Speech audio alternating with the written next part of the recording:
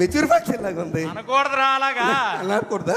సరే అన్న, పుట్టినరోజుకి వెళ్ళన్నా పెద్ద ఆవిడ కదా, 94 కేజీలు కేక్ పెట్టారా ఆవిడ. 94 సంవత్సరాలట. అవును, 94 సంవత్సరాలు, 94 కేజీలు. నేను ఎక్కడ చూడలేదు, గిన్నీస్ రికార్డ్ అవ్వాలి.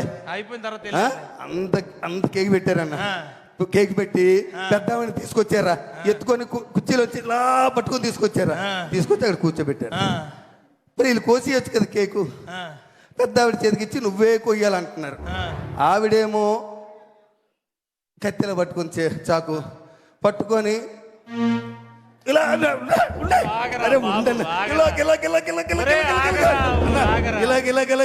పాట వచ్చిందన్న. పాట వచ్చింది, మంచి పాట వచ్చిందని ఆవిడ మీద. ముసలిదాయి మళ్ళీ మళ్ళీ ఉండదు కదా, అక్కడ పాడేవా అన్నా. రాలిపోయే పువ్వా నీకు రాగాలెందుకే అన్నా, రాలిపోయే పువ్వా నీకు రాగాలెందుకే, వాలిపోయే పుత్తా నీకు తోటమాలి నీకు తోడు లేడులే.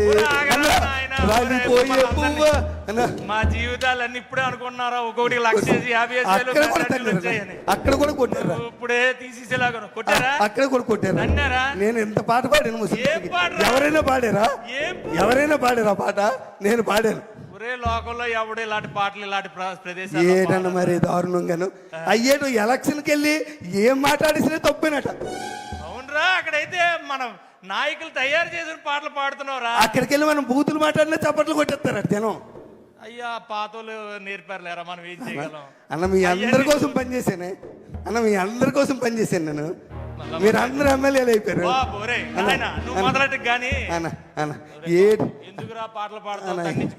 నాకేం బాగలేదు నా పరిస్థితి, నా బాగలేదే.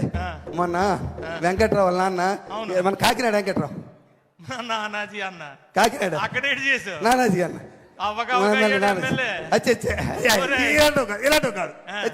ఇలాంటి పని చేసి అక్కడికి వెళ్ళే చేయలేదన్న. అలా చచ్చిపోయాడు కదా అలా అన్న. చచ్చిపోతే నువ్వు వెళ్ళేవేటి, ఎప్పుడు వెళ్ళావు?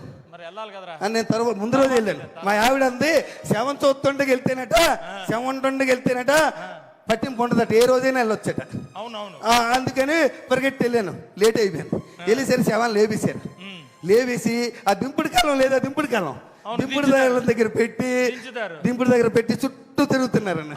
చుట్టూ తిరుగుతుంటే నేను మరి ఆగలేకపోయానన్న. నేను ఆగలేకపోయాను, వాళ్ళతో పాటు తిరిగేసానన్న. తిరిగి లే లే లే లే నా రాజా, లే లే లే లే నా రాజా, లేవనంటావా నన్ను లేపమంటావా, లేవనంటావా నిద్ర లేవనంటావా. ఈటల సూత్రం పెట్టి అలా సూత్రం పెట్టి శవాన్ని లేమన్నావా, శవాన్ని లేమన్నావా. ఆని లేపారో లేదు కానీ నిన్ను లేపేసి ఉంటారా. చెదగొట్టేసారు, తను తోసే కర్రలతో తోసారు అటు పక్క దొంగలో పడిపోయాను వెళ్ళి. శవాన్ని లేకమాట వేటరా అన్న. పాట అన్న, ముసలోడికి పాటలు అంటే ఇష్టమే. ముసలోడికి పాటలు అంటే ఇష్టం అంటే ఇంకో పాట అనాలి కానీ లే లే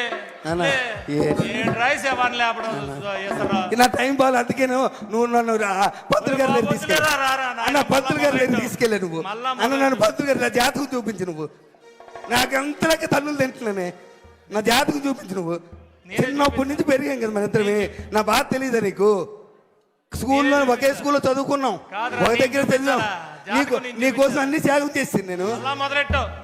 నీకు అది అన్ని ఇచ్చాను అన్న. అన్న పోనీ ఆమె అయిపోయిందా అన్నారా, దాన్ని తోస్తారు వదిలేయచ్చు కదా. మళ్ళీ దినవనాడు పిలిచారా, దినవనాడు పిలిచారని మళ్ళీ.